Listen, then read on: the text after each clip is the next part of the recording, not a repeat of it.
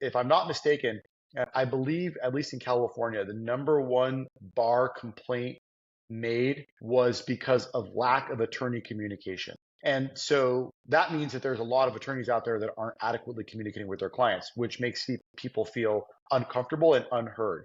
So we've really doubled down on that and made sure that we communicate with our clients extensively, very extensively throughout the entire duration of the case, both to hear, how they're doing, how they're feeling, so that we can include that as part of their demand later, but also just so that we're on the same page throughout the entire process and they know that we're consistently there working for them. Awesome.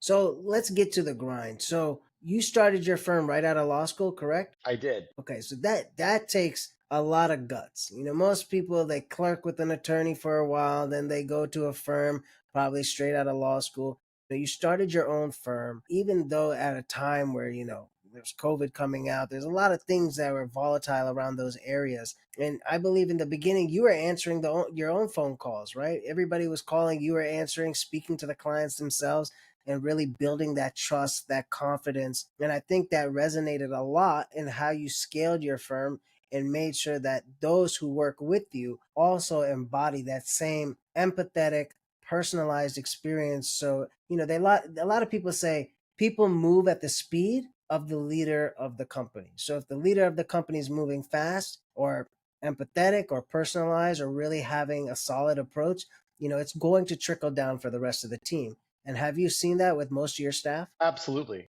And, just to go back to one of the points you mentioned, I did answer the phone for the first couple of years, mainly because I knew how important the intake process was to starting the customer journey off very well. I mean, just if you think about it, right? If there's a restaurant that you want to try or go to and you call and no one answers the phone, that's already a bad experience that you're having. Absolutely.